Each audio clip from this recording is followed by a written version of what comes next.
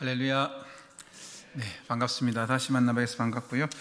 아마 특별히 여전도 회원들은 저를 잘 기억하실 것 같아요. 그렇죠? 여러분 사명 잘 감당하고 계십니까? 제가 그때 와서 여전도 회원들은 사명을 감당해야 되는데 어떤 사명이라고 그랬죠? 4명을 이렇게 낳아야 된다고 그죠? 4명을 감당해야 된다. 그렇게 이야기했는데 다 잊어버리신 것 같아요. 아무튼 우리가 분명하게 이제 예배를 드릴 때마다 말씀을 들을 때마다 생명의 말씀이 우리 가운데 들려져야지 그 말씀이 내 안에서 생명이 되어야만 우리가 사는 줄 믿습니다. 이 시대가 어렵고 힘들다고 하지만 우리 그리스도인은 희망이 있지 않습니까? 만왕의 왕이신 하나님을 우리가 믿고 의지할 수 있고 기도할 수 있기 때문에 세상이 아무리 어려워도 그리스도인들은 힘을 낼 줄 믿습니다. 그러니까 세상과 우리가 다른 것은 우리는 하나님께 속해 있는 자라는 것입니다.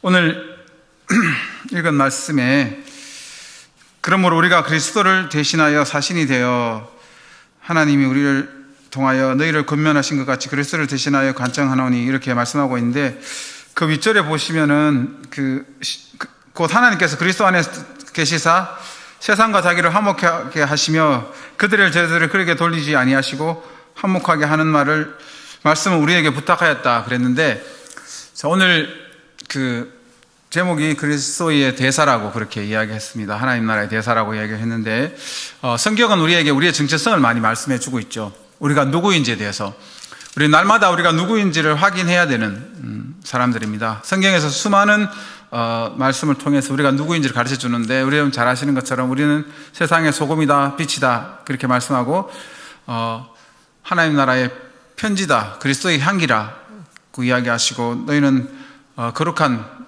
백성이요 또 주님의 소유된 백성이다 라고 말하고 또 거룩한 제사장이라고 그렇죠. 하나님께 부르심을 입은, 그러니까 수많은 정체성에 대해서 우리가 이야기하는데 이 모든 것을 종합해서 한마디로 말하면 바로 하나님의 대사라는 것입니다.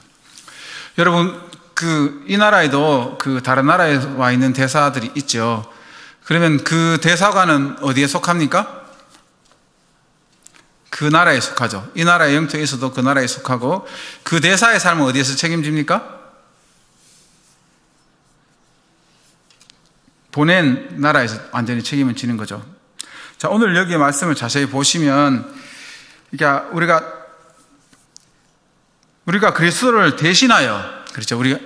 예수님께서 이 땅에 오셔서 하나님 나라 대사로 살아가셔야 되겠지만 주님께서 이 땅에 일을 다 마치시고 십자가 지시고 부활하심으로 다시 하늘나라 올라가시면서 예수님을 대신해서 누구를 보냈어요? 우리를 보냈다는, 우리를 통하여라고 그렇게 말씀하고 있습니다. 다른 말로 하면 우리가 다 하나님 나라의 대사라는 거예요. 그래서 이제 대사로서의 삶을 우리가 살면 우리의 삶을 누가 책임질까요? 네, 여러분 믿음으로 확신하시기를 축복합니다. 우리의 삶은 반드시 하나님께서 책임지십니다. 왜냐하면 하나님께서 우리를 보내신 그리스도를 대신해서 이 땅에 우리가 대사로 보내심을 받은 자들이기 때문에 반드시 하나님께서 우리의 삶을 책임지시는 줄 믿습니다. 네, 오늘날 참 한국의 가장 큰 문제가 사실은 무슨 문제죠? 저출산의 문제잖아요. 사실은 저출산의 문제인데 그리스도의 대사들은 누구의 말씀을 듣고 살아야 되죠? 그냥 쉽게 말해서 하나님 말씀을 듣고 살아는 사람이잖아요. 여기 보시면 화목하게 한다. 하나님과 화목해라. 다른 말로 하면 하나님과 깊은 교제 속에서 하나님 말씀을 듣고 그 하나님 말씀을 내가 이 땅에 실현하고 사는 사람이 그리스도인의 대사라고 하는 것입니다. 우리가 그리스도인이 되는 순간 우리의 사명은 이 땅에 그리스도인의 대사로서 살아가는 삶인데 그 말은 하나님의 말씀을 우리가 믿고 하나님 말씀대로 살아가는 존재라고 하는 거예요. 그래서 오늘 제가 한 곳을 더 읽어드리겠습니다. 여러분 잘 아시는 말씀인데 로마서 12장 1절 2절의 말씀에 보면 그러므로 형제들아 하나님의 모든 자비하심으로 너희를 구하노니 너희 몸을 하나님께서 기뻐하시는 거룩한 산 제물을 드리라. 이는 너희가 드릴 영적 예배니라. 너희는 이 세대를 본받지 말고 오직 마음을 새롭게 함으로 변화를 받아 하나님의 선하시고 기뻐하시고 온전한 뜻이 무엇인지 분별하도록 하라. 자, 여기에 중요한 건 2절의 말씀에 보면 너희는 이 세대를 본받지 말라 그랬어요. 이 세상 사람들이 추구하는 걸 우리가 따라가는 게 아니라 우리는 하나님 말씀이 뭐라고 하는지를 보고 그 말씀대로 살아가는 존재라는 것을 다시 한번 우리에게 말씀하고 있습니다. 여러분, 세상 사람들이 많이 이야기합니다. 오늘날 애 하나를 낳으면 그 교육비가 얼마고 뭐 온갖 이야기를 다 하면서 아이들 낳고 기르기가 힘들다라고 말씀을 하죠. 근데 어느 날 하나님께서 제게 말씀하시는데 그 문제는 돈이 문제가 아니라 믿음의 문제라고 말씀하셨어요. 우리가 분명히 그리스도인으로서 이 땅에 살아가고 그리스도의 대사로서 이 땅을 살아가면 모든 것을 책임지시는 분이 하나님이신데 그 하나님 우리가 믿지 못하기 때문에 우리가 자녀들을 낳는 것이 부담스러운 거죠. 교육비 생각하고 모든 걸 생각하니까 할 수 없다라고 생각하는데, 근데 여러분, 하나님께서 주신 생명은 반드시 하나님께서 책임지신 줄 믿습니다. 여러분, 그 이야기 들어보셨죠? 사막이 숲이 되는 이야기 들어보셨습니까? 누군가가 그 사막에 나무를 심고 물을 주기 시작하고 나무를 한 그루 한 그루 늘어가니까 놀라운 것은 그곳에 뭐가 오기 시작해요? 비가 오기 시작하고 그곳이 숲으로 변하는 놀라운 역사가 일어나는 것입니다. 하나님은 누군가가 나무를 심어도 그 하나님께서만 창조하신 그 창조물을 살리기 위해서 기후를 바꾸셔서 사막에 비를 내리게 하셔서 그 나무가 자라도록 하시는 분이십니다.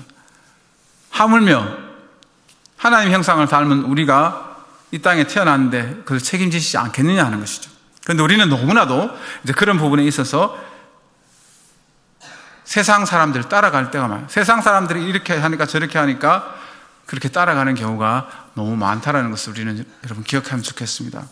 그래서 지난번 제가 왔을 때 그래서 여러분 사명 감당하라고 말씀했던 것이, 요전도 회원들이 정말 자녀를 낳고 기르는 게 너무 힘들지만 정말 그리스도인이라면, 하나님 주신 생명이라면 정말 내가 기르겠다 그런 마음으로 하면 또 하나님께서 새 생명을 주시고 또 기뻐하고 감사하면서 그렇게 해야 될 줄 믿습니다. 왜냐하면 하나님께서 첫 번째 하신 명령이 생육하고 번성하라, 땅에 충만하라. 그것이 바로 하나님께서 우리 인간에게 내린 가장 첫 번째 명령이라는 것입니다. 그렇기 때문에 우리 그리스도인들은 하나님 주신 생명, 하나님께서 생명 주시면 그것을 계속해서 이 땅에 더 충만하도록 해 나가는 존재가 그리스도인이라는 거예요. 세상 사람이든 뭐라고 하든지 간에 우리는 하나님의 말씀을 따라가는 그리스도인의 대사라는 것을 기억하시길 축복합니다. 제가 한 가지 질문하겠습니다. 우리 교회학교가 이제 그 유치부부터 이제 고3까지 교회학교라고 치고 매년 제일 많이 나와야 할 학년이 어떤 학년일까요? 여러분 생각할 때 저는 분명하게 믿기를 고3이 제일 많이 나와야 된다고 믿습니다. 그런데 고3이 되면 교회의 중직자의 자녀임에도 불구하고 교회 간다고 하면 막 뭐라고 합니다. 네가 공부해야지 교회 간다고, 학원 가라고 하시는 분들이 있어요. 그런데 여러분 정말 기억하십시오. 지혜의 근본 되시는 분은 하나님이시요, 여호와를 경외하는 것이 지혜의 근본이라고 분명히 말씀했습니다. 부족하지만 저는 경험을 통해서 분명히 알고 있는 것이 뭐냐면은, 저는 뭐 IQ 테스트를 하면 겨우 3자리가 넘는 뭐 그런 정도의, 그러니까 좋은 머리가 아니라는 걸 제가 미리 말씀을 드리고, 제가 그 대학교를 갈 때나 신대원을 갈 때 딱 3개월 밖에 없었어요. 공부할 수 있는 시간이 3개월밖에 없었습니다. 근데 성령께서 제게 집중력을 주셨는데, 그게 뭐냐면 가장 우선순위에 예배와 기도와 말씀, 이것을 계속 가장 우선순위에 두고 했습니다. 신대원을 준비할 때는 제가 서울에서 생활을 하고 사역지가 수원에 있었어요. 그건 교육전도사입니다. 오라고 하지 않아도 제가 최소한 4번 이상 갔어요. 서울에서 시험 준비하는 기간이에요. 지금은 뭐 장신대가 조금 다르지만 우리 김태수 목사님도 여기 계시지만 저희가 그 들어갈 때만 해도 이제 그런 말이 있었어요. 재수는 필수고 삼수부터는 선택이다, 뭐 그런 말이 있을 정도로 사실 쉽지 않은, 굉장히 7대1 뭐 8대1 되기도 하고 굉장히 치열했습니다. 그렇기 때문에 누구보다도 열심히 준비해야 되는 이제 그런 상황인데, 하나님께서 제게 주어진 시간이 그렇게 되지 않았지만 제가 지혜의 근본이 하나님이라는 것을 확신했기 때문에 하나님께 매달려야지 내가 이것이 되는 거지, 하나님과 내가 화목하고 하나님과 좋은 관계라야만 하나님께서 주시는 지혜, 성령께서 주시는 집중력을 가지고 공부할 수 있다는 것을 제가 확신했기 때문에 다른 거 생각하지 않았습니다. 핑계대지 않았습니다. 제가 주어진 일들 주의 일이라고 하면 열심히 했는데 오히려 하나님께서 제가 집중력과 지혜 주시고, 때로는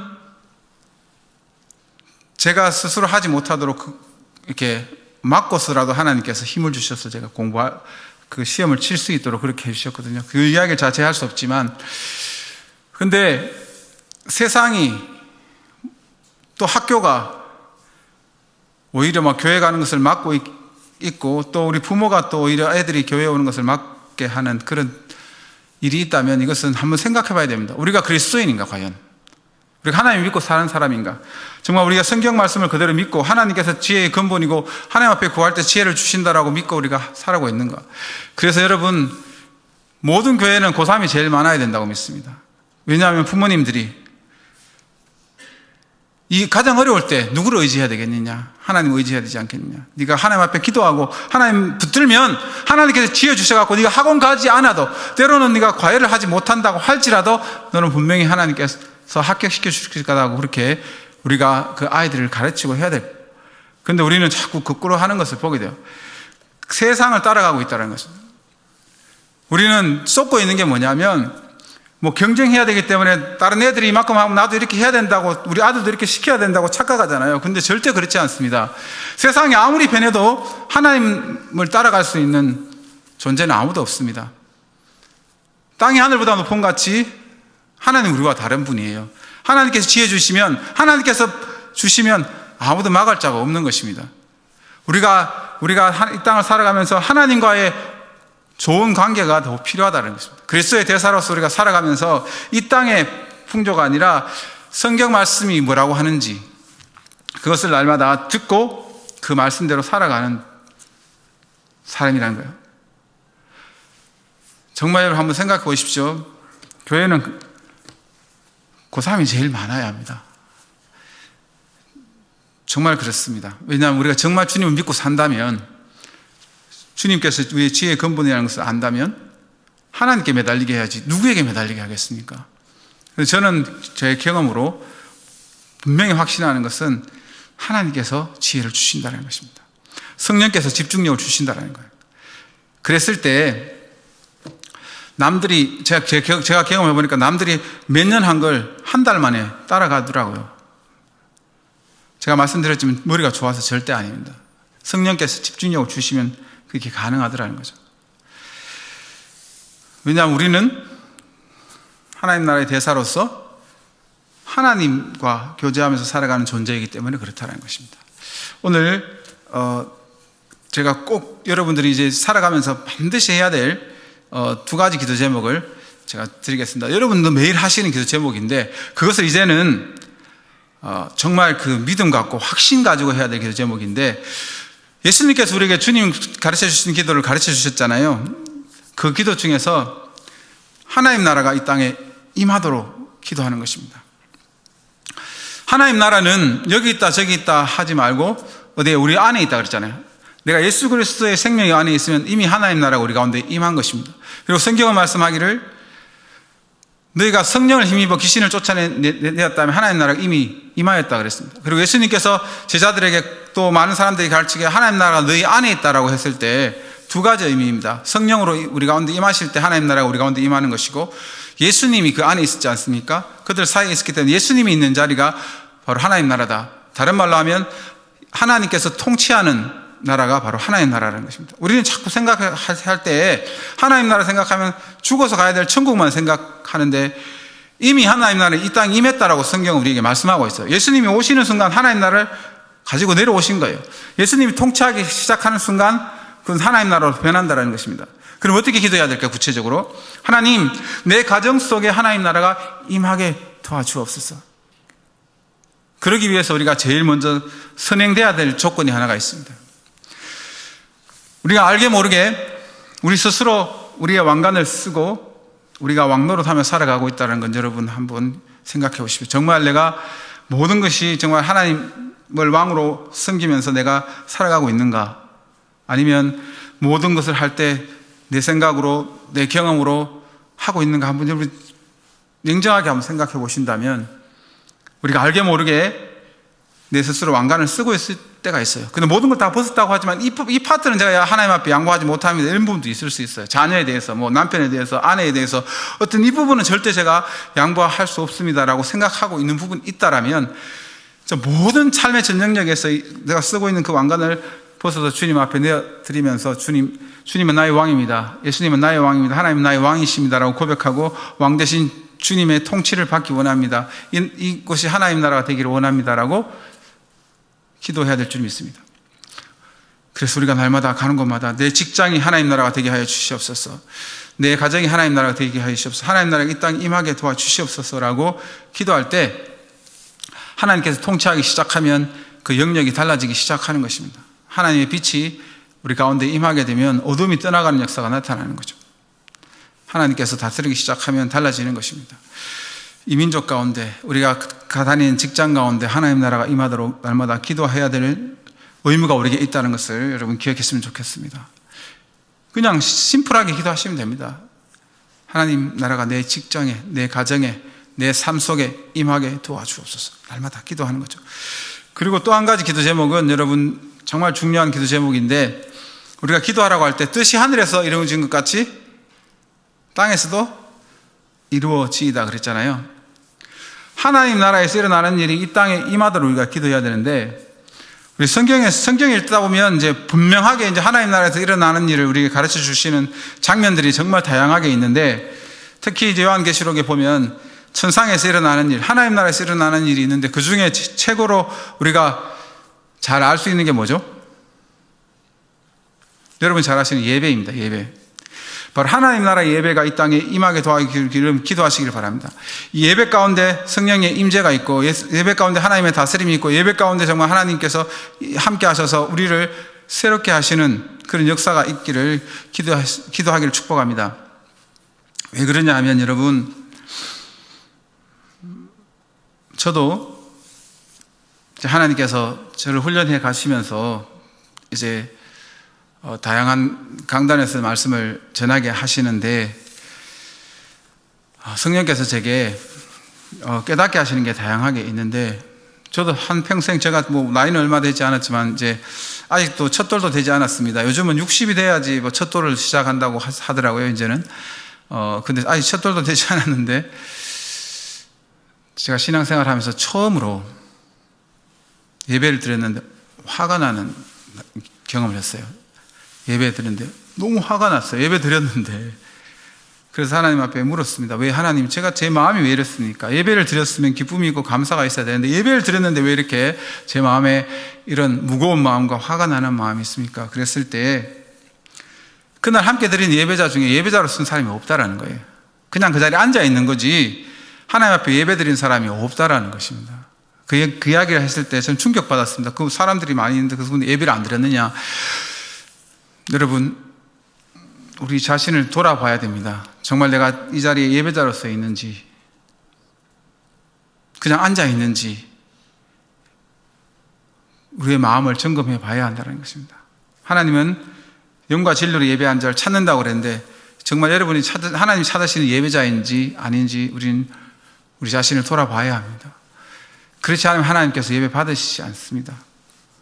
저도 너무 큰 충격이라서 저도 멍하더라고요. 이게 이런 일이 이 시대에도 있구나라는 생각을 했어요. 그러면서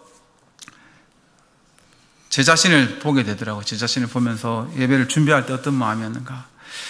참 어린 시절에 아마 여기 계신 분들 모두가 다 경험 한 번씩 있으실 것 같아요. 저도 많이 그렇게 했는데, 어릴 때는 이제 그 헌금할 때 큰 돈을 드릴 수가 없으니까 동전을 그때는 많이 드렸잖아요. 근데 꼭 제가 교회에서 헌금 드릴 때는 그 동전을 이렇게 흙 같은 데 이렇게 딱 밟아가지고 돌리면 깨끗해지는 거 혹시 여러분 우리 해보신 분 알 거예요. 흙에 이렇게 발로 이렇게 밟아서 이렇게 돌리면 이 동전이 깨끗해지거든요. 그래서 깨끗하게 해서 이렇게 헌금을 드렸던 그런 기억이 있더라고요.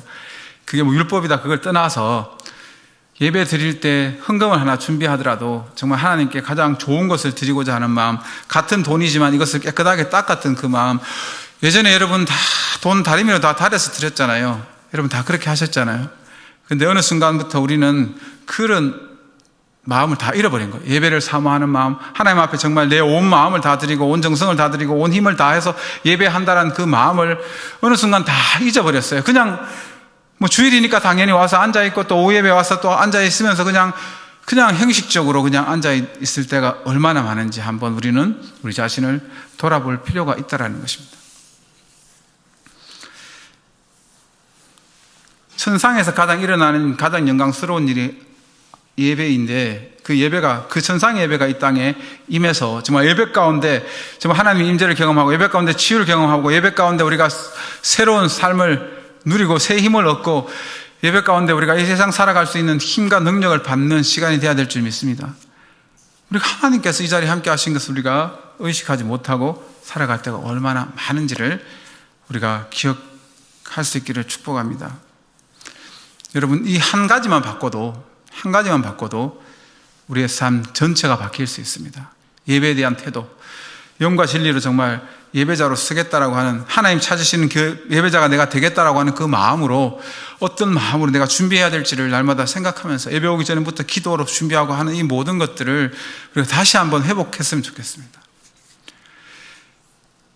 그게 어떤 사람이 생각할 때 그게 율법적이다 뭐다 이렇게 말할 수 있을지 모르지만 우리가 그것을 함으로써 우리 마음이 준비되는 게 다르지 않습니까? 여러분, 구겨진 돈을 이렇게 다리미로 다릴 때 동전을 이렇게 막 흙에다 닦으면서 깨끗하게 만들 때 그 마음이 여러분 어떤 마음입니까? 하나님 앞에 내가 최선의 예배를 드리겠다, 내 마음 전체를 다 드리겠다, 내 몸을 다 드리겠다, 그런 마음이잖아요. 근데 그것을 우리가 너무 잃어버렸다는 거예요. 근데 그렇게 잃어버린 마음을 우리는 너무 합리화하고 있어요. 세상이 변하고 하나님이 꼭 그렇게 해야 예배를 받으신다, 여러 가지 그런 핑계를 대는데 사실은 여러분, 우리가 사단에게 속고 있다는 거예요. 사단은 너무 논리적으로 우리에게 다가와서 우리의 생각을 바꿔놓는다는 것입니다. 우리가 정말 하나님 앞에 드렸던 그것을 바꿔놓는다는 거죠. 또 한 가지는 여러분, 우리가 하나님 나라의 잔치를 열게 할 수 있는 방법이 있어요. 우리로 인해서 어떻게 하면 하나님 나라가 잔치를 할 수 있을까요? 성경에 보니까 잃어버린 한 영혼이 주님께 돌아올 때 하나님 나라에는 잔치를 벌인다고 성경에 말씀해 주고 있잖아요. 함께 기뻐서, 너무 기뻐가지고 죽은 영혼이. 그래서 예수님께서 잃어버린 것을 찾는 것에 대한 비유를 강력하게 우리에게 말씀하시잖아요. 그런데 저도 이렇게 선교지에 있으면서 하나님께서 제게 가르쳐 주시고 점점 기도하고 하나님과 더 가까워질수록, 우리가 예수님의 마음을 더 많이 가질수록, 예수님의 시선을 더 이렇게 잘 따라갈수록 하나님께서 제게 주시는 그 마음이 천하보다 귀한 한 영혼을 불쌍히 여기는 마음, 잃어버린 한 영혼을 정말 긍휼히 여겨서 이 한 영혼을 찾기 위해서 어떤 희생도 내가 마다하지 않겠다고 하는 그 마음을 하나님께서 원하신다는 것을 깨닫게 되었어요. 제가 11월 달에 이제 남아공에서 한국으로 들어오게 됐는데, 그 이유는 이제 가장 큰 목적이, 이제 일찍 들어오게 된 가장 큰 목적이 저희 장모님을 세례 베푸는 것 때문에 사실은 들어왔어요.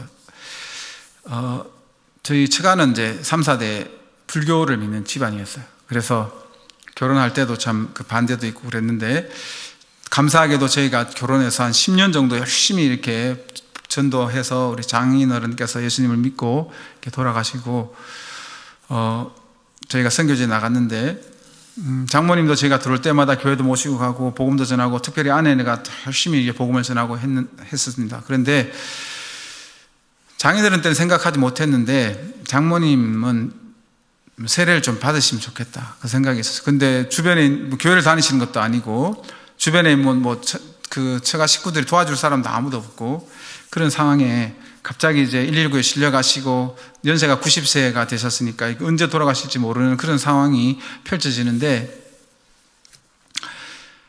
저희가 기도하면서 다른 거 하나도 못하더라도 장모님 한 분 구원의 확신 심어드리고 세례를 베풀어 드리자, 이제 그걸로 이제 들어오기를 한 거죠. 그렇게 하다 보니까 하나님께서 많은 것들을 이제 새롭게 해주셨는데, 선교 보고 겸 이제 제가 그 말씀을 함께 드리려고 합니다. 이 자리에 비해서 너무 감사한 것은 여러분의 기도를 통해서 하나님께서 정말 남아공 땅에 참 놀라운 일들을 행하고 계신다라는 것을 먼저 말씀드리고 싶습니다. 먼저 여러분들의 기도를 통해서 제가 어떻게 보면 이렇게 건강하게 여러분 앞에 서 있습니다. 이렇게 이 모습으로 서 있을 수도 없을 수 있는 그런 상황들이 있었어요. 그것 저는 몰랐죠. 그 일이 일어났다는 걸 몰랐는데, 올해 이제 9월에 교도소에서 이제 아버지 학교를 했습니다. 22명의 제소자들이 참여했고, 이제 23명이네요. 23명의 제소자들이 참여했고, 한 명이 이제 그 교도관이 참여해가지고, 이렇게 5테이블로 나눠가지고, 이렇게 리더들이 다 있고, 그 학생들이 참여해서 이제 하는데, 첫날 마치고 나서 한 테이블에서 리더가 저한테 그런 이야기 했습니다. 목사님, 우리 테이블에 있는 친구 중에 하나가 올해 6월 달에 목사님에게 강도질을 하려고 했던 친구입니다. 그러더라고요. 그러니까 그 친구가 저에게 강도질을 하려고 했던 친구인데, 뭐 저한테는 일단 안 했으니까 저는 무슨 일이 일어났는지 몰랐잖아요. 근데 이제 뒤에 설명을 해주는데, 제가 늘 이제 일상처럼 이렇게 주일마다 이제 성도들을 태우러 가는데, 한 지역에 가서 이제 성도들을 태우기 위해서 이제 성도들을 기다리는데, 이 친구가 볼 때는 저는 이제 처음 온 사람이고 그 길을 잃어가지고 그렇게 헤매는 것처럼 그렇게 보였대요. 그래서 이제 저 사람을 타겟으로 해서 내가 강도질을 해야 되겠다, 이제 그렇게 생각을 하고, 본인이 이제 만반의 준비를 갖추고 이제 저한테로 오는 그 순간에 갑자기 그 친구 귀에 어떤 소리가 들리냐면, 하나님의 사람을 해하지 말라, 하나님 사람에게 손대지 말라, 이런 소리가 들리는 거예요. 그러니까 그 소리를 들었을 때 이제 그 친구의 마음이 이제 뭐 하늘에서 천둥처럼 그 순간에 들린 거죠. 그래서 이제 자기가 하려던 일을 멈추고 정신을 차리고 이렇게 옆에 보니까 이제 자기 여자친구가 그 말을 했다는 건 이제 알았는데, 그 순간 그렇게 했다라는 것을 이제 저한테 이제 고백을 했어요. 저한테 고백을 한 건 아니고 그 이야기를 이제 들려줬어요. 제가 그 이야기를 들으면서 어떤 생각이 들었냐면, 그렇구나, 우리는 보지 못하고 알지 못하지만 하나님께서 때로는 천군 천사를 보내서 우리의 삶을 지키시고 우리의 삶을 보호하시는구나. 그런데 그것이 무엇을 통해서? 기도를 통해서. 부족하지만 제가 선교지에 있다고 해서 정말 기도해 주신 여러분들의 기도를 통해서 하나님께서 보호해 주셨다는 것을 깨닫게 해주셨어요. 그리고 이제 시간이 지났는데, 누구라고 이야기하지 않았지만 누구라는 것을 제가 알겠더라고요. 그래서 기도하는데 성령님께서 제 마음에 감동을 주실 때, 저 친구를 제일 먼저 섬기라. 그래서 마지막 날 이제 저희가 아버지 학교는 발을 씻기는 그런 시간들이 있는데, 그 친구를 제일 먼저 찾아가서 이제 발을 씻겨주고 안아주고 축복 기도를 해줬는데, 다 끝나고 나니까 그 테이블에 있는 친구들이 다 저를 찾아왔더라고요. 그러면서 이제 다 끝났으니까 웃으면서 얘가 걔라고 하면서, 얘가 선교사님 그 강도질 하려고 했던 친구라고 하면서 이제 웃으면서 그러더라고요. 그래서 저도 그 친구를 더 격려하면서, 비록 죄를 지어갖고 이곳에 왔지만 이렇게 만나는 게 우연이 아니다. 하나님의 섭리 속에 있다면 반드시 하나님께서 계획이 있으셔서 이렇게 만나게 했으니까 이번 기회를 통해서 예수님을 반드시 만나고 삶이 변화되어서 정말 새 삶을 살면 좋겠다. 그리고 어떻게 알겠느냐, 하나님의 섭리 속에서 여기서 교도소 사역 잘하고 또 예수님 잘 믿어갖고 나와서 나와 같이 또 사역을 하게 될지 어떻게 알겠느냐 하고 이렇게 기도해 주는 일이 있었습니다. 그런데 그 아버지 학교에 정말 강력한 성령의 역사가 있어서 그 23명 중에서 13명이 예수님을 영접했거든요. 근데 그렇게 하는 일이 어려운 일이기도 하고, 교도소 안에서 먼저 믿고 있던 친구들도 있다고 하면 거의 100%가 다 예수님을 영접할 정도로 강력한 성령의 역사가 있었는데, 여러분, 그 일들이 여러분들이 기도해 주시는 덕분에 가능하다는 것을 주님께서 깨닫게 해주시더라고요. 그래서 여러분, 정말 여러분이 선교지에서 기도할 때 무슨 일이 날지 궁금해야 합니다, 여러분. 내가 이렇게 하면서 기대감을 갖고 기도해야 될 줄 믿습니다. 그리고 이런 이야기 들을 때 하나님께 영광 돌리면서 내가 더 열심히 기도해야 되겠다. 선교사님들 보호해 주시고 선교사님 통해서 놀라운 역사가 일어나도록 그렇게 기도할 수 있기를 축복합니다. 그래서 그것을 이어서 이제 말씀을 드리면, 제가 장모님 때문에 이제 나왔다고 했잖아요. 그런데 9월에 또 한 가지 저한테 일이 있었어요. 세 번째로 이제 기독교 방송 CTS라는 방송에서 세 번째로 이제 섭외가 왔는데, 실천 미라클이라는 프로그램에서 선교사들이 이제 무슨 일을 하고 있는지를 좀 촬영하고 그 일들을 이제 많은 분들한테 보여주면서 함께 기도해달라고 하는 그런 프로그램인데, 그분들이 와서 이제 9월 달에 이제 와서 촬영을 했어요. 일주일 동안 10시간을 촬영해서 그 10시간 촬영한 것을 17분 정도로 편집해가지고 이제 보고, 그것을 가지고 이제 기도 제목도 나누고 또 대담하는 이제 그런 시간들이 있는데, 처음 계획은 그 스튜디오 촬영이 11월 7일 날 있었거든요. 근데 11월 7일 날 처음 계획은 우리가 줌으로 하려고 이제 생각을 했어요. 근데 이제 장모님이 그렇게 되셔서 나오려고 하는 이제 그런 한 달 정도 먼저 나오다 보니까 그 시간, 그러니까 11월 7일 시간을 맞출 수 있겠더라고요. 그래서 이제 다시 연락을 해서 제가 장모님 때문에 들어가는데 11월 7일 시간이 맞출 수 있을 테니까 우리가 스튜디오로 가겠습니다. 이제 그렇게 약속을 했어요. 그리고 선교사들은, 모든 선교사가 다 마찬가지지만 비행기 표를 끊을 때 첫 번째 원칙은 제일 싼 거거든요. 그러니까 이제 요일마다 또 비행기 값이 틀려가지고 수요일 날 도착하는, 목요일 날 촬영이 있으니까 수요일 날 도착하는 표를 샀는데, 짧게 요약하자면 비행기가 연착이 된 거죠. 그래서 하루가 늦게 떠나는데 목요일 날 도착하면 촬영을 할 수가 없는, 오히려 이제 비행기에서 내려서 있을 때 촬영이 시작되는 이제 그런 상황인데, 제가 기도하는 가운데 하나님께서 저에게 그런 마음을 주시더라고요. 하나님은 사막에 강물을 내시고 길이 없는 곳에 길을 내시고, 길과 진리 되신 주님께서 길이 없다고 해도 길을 내실 것이라는 그런 마음을 주시더라고요. 그래서 이제 기도를 하고 이제 부탁을 했어요. 한국에 일단 목요일 날 도착할 수 있는, 한국에 목요일 날 아침에만 도착할 수 있는 비행기, 어디로 돌아가든지 상관없으니까 좀 찾아달라고 했어요. 기도하고 하나님께서 그런 마음 주셨으니까 모든 것이 순적하게 진행되면 얼마나 좋겠어요. 그렇죠?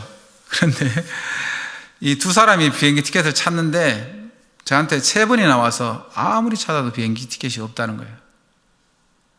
계속 기도하는데 이제 그분들은 이제 거의 포기하려고 하는, 이제부터 난 아무리 찾아도 안 된다. 그래서 제가 한마디 더 했어요. 너희들이 잘못한 거니까 나는 이제 시간을 맞춰서 일단 방송 펑크되면 안 되니까 한 번만 더 찾아봐라.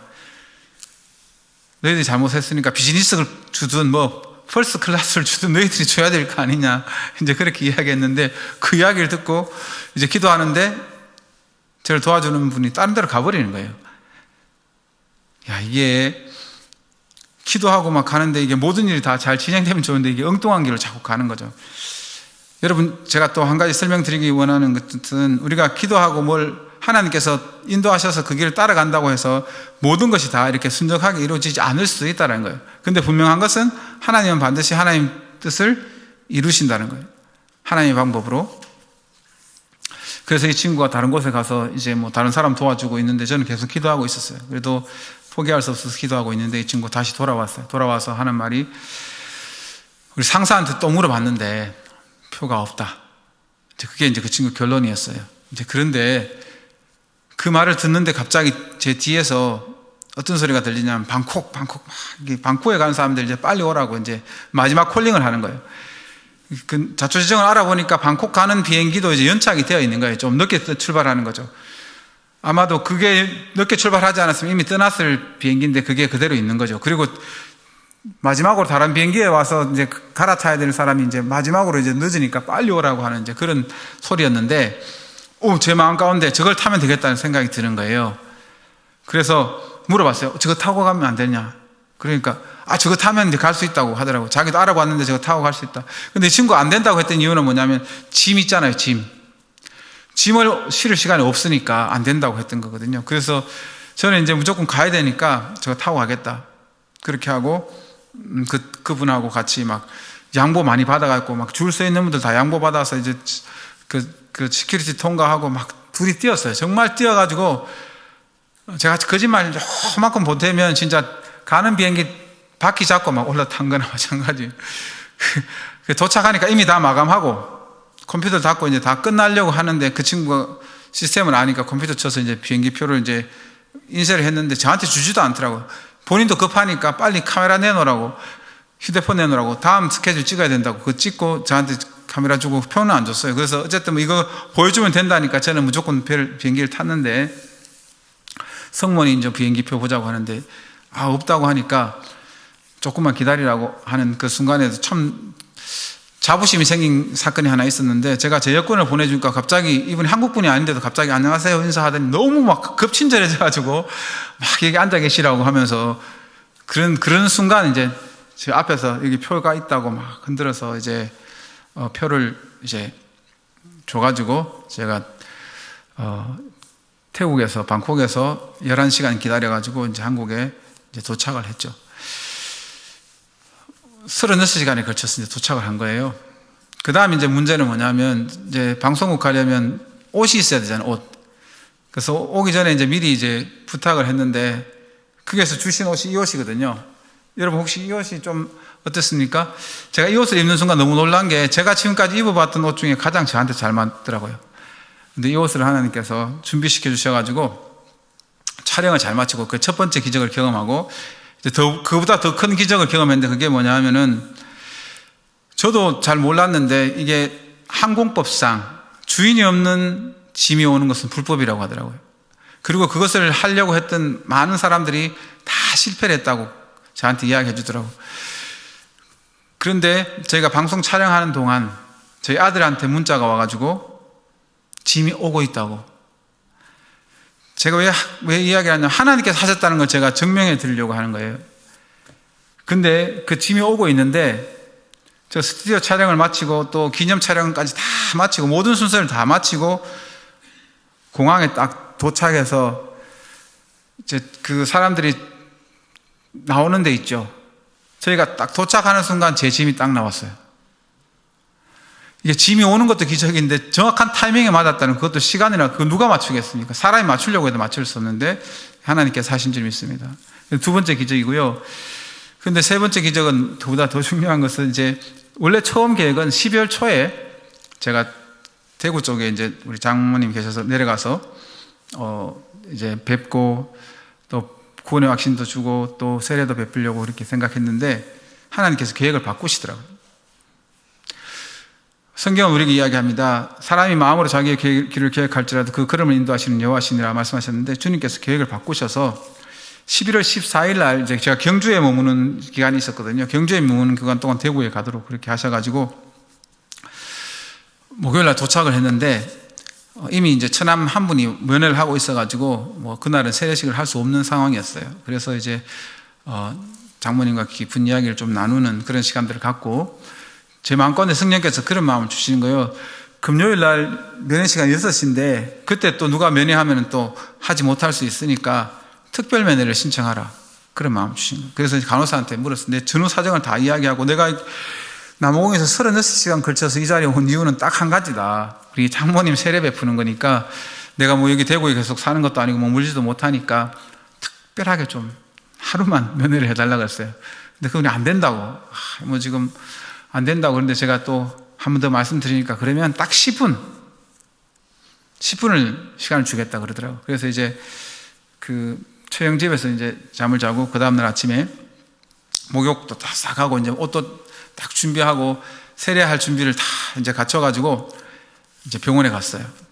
그러니까 이 간호사분들이 본인들끼리도 이야기했나 봐요. 그 희한한 사이라고 그 세례 준다고 해갖고 남아공에서 왔다고 그걸 다 인수인계가 됐는지 제가 가니까 바로 사이시죠 하면서 바로 이렇게 들어가라고 이렇게 하더라고요. 그래서 이제 기쁘게 딱 들어갔는데 이제 들어가서 장모님도 이제 반가워하시고 이제 어떻게 왔냐고 다음번에 온다고 하더니 또 아니 그게 우리 형님이 다음번에 오는 거 저는 오늘 왔다고 하면서 이제 이야기를 하고 복음을 전하려고 딱 하는 순간 어떤 일이 벌어진지 알아요? 옆에 있는 그 침대에서 갑자기 잘 안 울리던 그 핸드폰이 울리는 거예요. 뭐 붉은색, 푸른색, 3초 짧은 시간 뭐 하여튼 요즘 하여튼 신호등인지 뭔지 하여튼 그 노래 그게 막 얼마나 크게 소리가 들리는지 야 그때 제 마음 가운데 이거 영적 전쟁이구나 바로 그렇게 생각하고 내 마음에 평안을 주시옵소서 기도하고 있을 때 다른 분이 막 도와주셔가지고 할머니 이거 좀 꺼드릴까요 하는데 그냥 시간이 지나서 이제 울리는 게 멈췄는데 그때부터 열심히 복음을 전하고 또 따라하게 하고 예수님은 나의 왕이십니다. 나는 구원받았습니다. 뭐 예수님 때문에 그 고백하는 것들 있잖아요. 근데 너무 잘하시는 거예요. 그리고 이제 세례를 이제 세례를 쉽게 설명하고 내가 천국 가겠다는 그 마음으로 내가 이렇게 차표를 받는 마음으로 그렇게 하는 거라고 하면서 이렇게 설명을 드리면서 이렇게 하니까 세례를 이렇게 받으셨어요. 할렐루야. 예, 정말 근데 제가 와서 하는 과정과 이 모든 시간들을 이렇게 쭉 지나면서 하나님께서 저에게 강력하게 말씀해 주시는 중에 하나가 한 영혼을 위해서 희생하는 시간, 물질, 뭐라도 하나님께서 절대 잊지 않으신다는 것을 깨닫게 하시더라고요. 그러면서 성경을 보니까 예수님께서도 한 영혼을 구원하시기 위해서 때로는 파도를 뚫고 가셔서 그라사 광인을 구하러 갈 때 여러분 귀신들이 그 파도를 만들었던 걸 우리 성경을 읽어보면 알 수 있거든요. 근데 예수님께서 파도를 잠잠케 하셔서 가서 좋은 소리 들은 것도 아니잖아요. 돼지 치는 사람은 나가라고 하는 이야기를 들을 수밖에 없는 상황이었는데도 거기 가셨던 것을 보게 되고 그거보다 더 드라마틱한 장면은 여러분 잘 아시는 그 사마리아의 수가성 여인을 전도할 때 성경학자들의 말에 의하면 예수님께서 그 여인이 나오는 시간, 그 12시라는 그 시간에 맞춰서 가려면 예수님 원래 계시던 곳에서 새벽 일찍 출발해갖고 바쁜 걸음으로 가셔야만 그 길을 도착할 수 있었다는 거예요. 근데 예수님께서 그 모든 것을 마다하지 않고 가셨어요. 그런데 그 여인이 예수님한테 친절하게 한 게 없잖아요. 막 되게 까칠하게 이야기하잖아요. 유대인이 나한테 왜 물을 달라고 하냐, 막 그렇게 나왔잖아요. 근데 예수님은 이미 그 한 여인을 위해서 어떤 배려를 하느냐 하면 여러분 한번 생각해 보세요. 우리가 수련을 가거나 어디 놀러를 가서 이렇게 단체로 가면은 음식이 필요하면은 음식 사러 갈 때 보통 몇 사람이 가죠? 2명이나 3명이 가잖아요. 근데 예수님께서 음식 사러 몇 명을 보냈어요? 12제자를 다 보냈어요. 왜 그럴까요? 이 여인은 물이 그 시간에 뛰어 나오는 이유가 부끄러워서 그렇잖아요. 남편이 5이 있는데 늘 부끄러워가지고 오는데 한번 생각해 보세요. 남자들 한 10명 이렇게 또 거기 우물가에 앉아있으면 오다가도 도망가겠죠. 근데 예수님 혼자 앉아 계시니까 저기 한 사람이야 괜찮겠다 해서 오는 거잖아요. 근데 예수님과 대화 속에서 이 여인이 너무 은혜 받아가지고 성경을 보면 뭐라고 했죠? 물동이를 버려두고 갔다. 근데 예수님 여인한테 뭐 달라고 했어요? 물 달라고 그랬잖아요, 물. 근데 예수님 물 한 모금 못 마시고 좋은 소리 못 듣고 그렇게 앉아 계셨는데 제자들이 와가지고 음식 이야기할 때 예수님께서 뭐라고 하세요? 나는 너희들이 알지 못하는 양식이 있다. 그게 아버지께서 보내시는 일인데 그게 뭐냐 하면 한 영혼, 천하보다 귀한 한 영혼을 구원하는 것이다. 그게 생명을 주시는 것이다. 그렇게 이야기했잖아요. 여러분이 잘 이해되는 말로 표현하자면 우리 부모님들이 다 이런 이야기 하죠. 아이들이 너무 귀엽게 잘 자라고 너무 사랑스러울 때 이 아이들이 먹는 것만 보면 뭐라고 해요? 먹는 것만 봐도 배부르다 이렇게 이야기 하잖아요. 너무 좋으니까. 예수님의 심정이 그 심정인 거예요. 그 여인의 생명이 살아나니까 배들 굶었고 물 한 모금 못 얻어 마셔도 너무 기쁘다는 거예요. 너무 행복하다는 거예요. 그게 바로 예수님의 마음이라는 거예요. 한 영혼을 향한 예수님의 마음이라는 것을 깨닫게 해주시는데 여러분 참 2가지 제가 이야기했잖아요.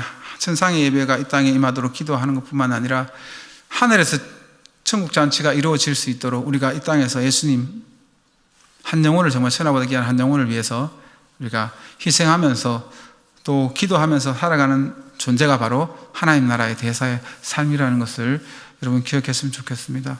여러분들 통해서 정말 선교지에 정말 놀라운 일들이 많이 일어나고 있어요.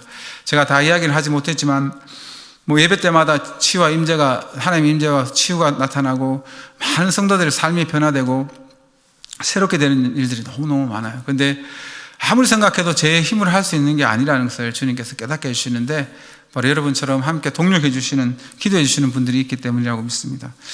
제가 기도 제목을 나누려고 하는데 제가 말로 하는 것보다 이번에 제가 말씀드렸던 것처럼 정말 36시간에 걸쳐서 와서 하나님께서 촬영하게 하신 그 이유가 있는데, 여러분도 혹시라도 시간이 되시면 이민모 선교사 7천 미라클을 치시면 40몇 분짜리가 있어요. 그걸 2배속으로 돌리면 한 20분 만에 볼 수 있거든요. 근데 꼭 한번 보시면 좋겠습니다. 왜 하나님께서 여러분 통해서 하신 일도 나타나고 또 하나님께서 왜 그렇게 하셨는지를 또 여러분 아실 수 있을 것 같은데, 우리 잠깐 한 3분 정도 되는 건데 영상을 좀 보겠습니다. 온갖 걸 다 훔쳐가는, 집 안에 들어와서 훔쳐가고 그런 일들이 참 많아요. 근데 그 일을 당한 바로 그날 또 그 사람들한테 밥을 줘야 되는 이제 그런 상황인데 제 힘으로 정말 할 수 없잖아요. 근데 하나님께서 천하보다 귀한 한 영혼 살리면은 그것보다 더 귀한 일이 어디 있겠느냐, 그 마음을 늘 주셔가지고 그 마음으로 하고 있는 것 같습니다. 네. 두 선교사님 지금 하고 계시는 사역에 대해서 비전과 기도 제목을 말씀해 주시면 저희 CTS 가족 여러분들과 함께 기도하도록 하겠습니다. 먼저 임 선교사님. 네, 하나님께서 이제 제 선교 사역을 말하자면 이제 11년을 선교 1기, 12년부터 이제 선교 2기에 들어갔는데요. 네. 하나님께서 이제 11년간 훈련하셨던 그 결과를 따라서 이제 해야 될 일을 말씀해 주셨는데, 이제는 아프리카 전 대륙을 섬기라는 그런 마음을 주셨어요. 그래서 이제 제가 이제 만든 말인데 BTS CCM, 이상한 말이죠. BTS CCM. 네. BTS라는 말은 이제 Biblical, Theological, Spiritual란 말.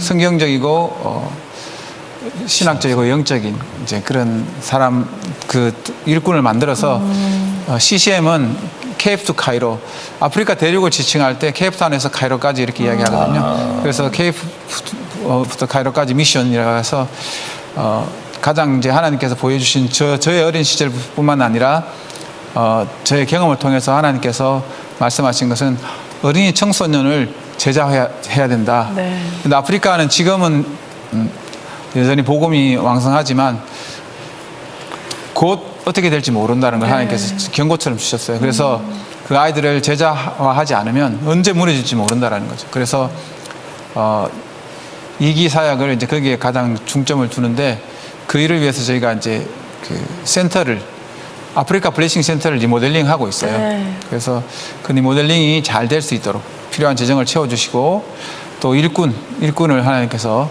보내주셔서 잘 수리해서 아프리카 대륙에 다 보낼 수 있는 그런 선교사와 같은 그 전문 일꾼들을 길러내는 센터가 될 수 있도록 기도해 주시고, 네, 또 한 가지는 제가 늘 기도하는 제목이 있어요. 하나님, 항상 첫 마음, 첫 열정, 첫 사랑을 잊지 말게 해주십시오. 제가 지금까지 해왔던 것처럼 성령의 인도하심을 따라서 또 하나님의 시선과 하나님의 마음으로 영혼들을 바라보고 하나님 열어주시는 그 길을 끝까지 순종하게 도와주십시오 라고 기도하고 있는데요. 예, 그 일을 위해서 이제 기도해 주시고, 마지막으로 앞에도 말씀드린 것처럼 너무 일이 많아요. 그렇다 보니까 함께할 신실한 동력자가 필요합니다. 네. 이렇게 풀타임으로 함께 할 수 있는 신실한 동력자를 하나님께서 보내주시도록 기도해 주십시오. 감사합니다. 남아공에는 그 범죄율이 많이 높습니다. 그래서 우리 임효 선교사랑 제가 건강하고 안전하게 사용할 수 있도록 기도해 주시면 감사하겠고요. 두 번째로는 주님이 저한테 그렇게 말씀하셨어요. 남아공이 얘야 광야야. 그래서 어떤 상황에서도 주님 앞에서 복음을 전하는 희망의 우리 부부 선교사가 됐으면 좋겠습니다. 네. 그걸 위해서 기도해 주시면 감사하겠습니다. 네. 예, 기도하겠습니다. 하나님 감사합니다. 오늘 부족한 종을 또 하나님께서 귀하게 쓰는 교회 강단에 세우시고 또 말씀 나누게 하시면 감사합니다. 부족한 종이 전한 말씀 중에 또 하나님께서 꼭 우리 귀한 분들이 듣고 또 마음에 새기고 삶으로 살아내야 될 말씀만이 잘 박힌 못처럼 새겨지게 하시옵시고, 또 혹시라도 부족해서 잘못 전한 것이 있으면 다 잊어버릴 수 있도록 주께서 함께 하시옵소서. 감사합니다. 예수님의 이름으로 기도드립니다. 아멘.